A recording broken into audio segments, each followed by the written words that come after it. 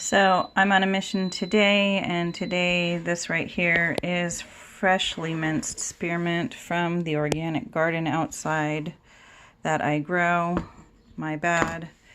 I'm showing you approximate weights here. So this is my digital scale. I'm going to tear it out, make sure it's at 0. I'm going to add my spearmint that I just minced here. Smells awesome. I put 2 cups of water in the Instapot on saute, and the reason I did that is I had washed this spearmint, but now I'm going to steam it, and the thought process behind that is to sterilize it.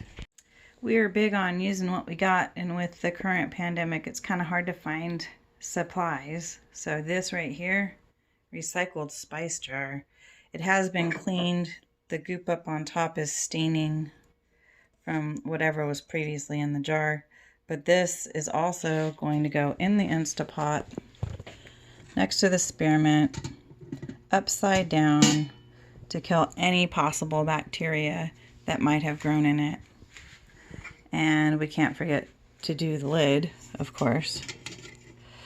So once those have had a little time to steam all the germs away, we're gonna just go ahead and do the next step. So the rust on the lip of the jar was irking me, and the cap had one of those old pieces of cardboard foam in the top. Currently the cap is full of straight vinegar, and then there's the other jars and lids. That was the 2 cups of water in the Instapot, so you're just gonna throw the lid on there.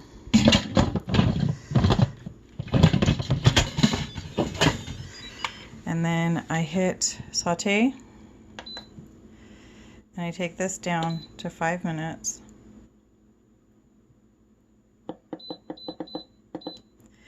And you let it go. And then we're gonna see if I can get that rust off that lid and that lip of that jar. And all of the other jars and items inside will be sterile. So this is 5 minutes of being steamed in the Instapot. So you can see they went down quite a bit, but they are now definitely sterile and clean. The ready date for once they go into the jar. My other lovely handmade label for the jar so that we know what it is, and then the mineral oil. So here's the next moment of glory for this spearmint oil, which you can use for gum issues. It's really good if you have gum disease to use in lieu of a mouthwash. And it's actually pretty tasty. I am not a doctor, by the way. You swish it around in your gums. I do it for anywhere from 30 to 60 seconds, and then I spit it out, and you'll notice a huge difference in how clean your teeth are as well. So as you can see, my labels are ready. I'm going to fill this jar halfway with mineral oil, and then this guy is going in here. Labels, so that we know what the heck we're dealing with later.